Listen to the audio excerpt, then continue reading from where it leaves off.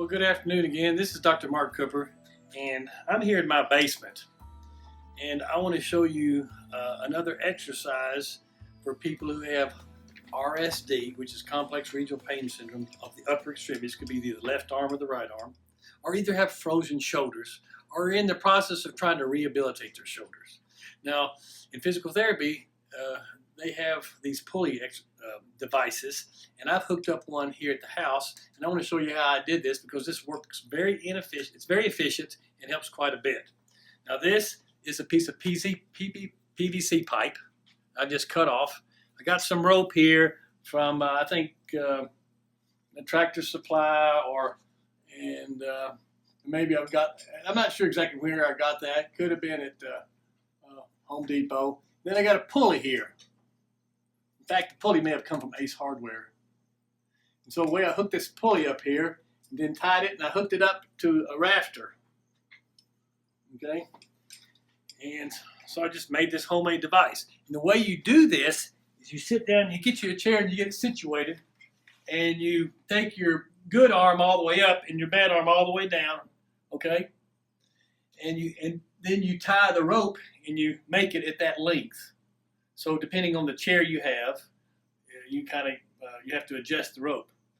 All right. And then once you get that situated, then your exercises you do are just very passive. Let's say that I've got a frozen shoulder here, and it's quite painful for me to move it by myself. Or either I've got RSD and I'm kind of holding it, and there's a lot of guardedness here with a lot of myofascial pain in the chest. So what you can do is you just take this arm here and you try to keep that right arm as relaxed as you can, and you use this arm to pull it up with. You may only get this far, and that's good enough. But you try to get where you can move it all the way up, and you do slowly so you get it all the way down. You can just push down with the good arm, let it up with the right one. So you're not using your muscles. All you're trying to do is get passive range of motion in the shoulder. Now this is the one of them, straight up and down, like that. The next one you want to try to do is get it out in front, where you're doing it like this, okay? And you can do it real slow. And at first, when you've got a frozen shoulder or after a surgery, these exercises like this are passive, but they can be quite painful. And then the one you want to get out here and here, and you just kind of rotate it like this. You want to do these real slow.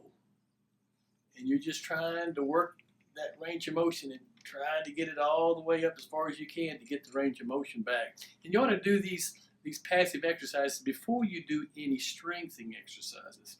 And it may take several weeks to sometimes even months to get that shoulder broken loose, and so you can kind of move it right again. But this is how I did it. This is a kind of a home situation. And again, most of the things I teach people about are things that they can do at home and set up for themselves. Anyway, I hope this is helpful to you. This is Dr. Mark Cooper, and I'll see you another time.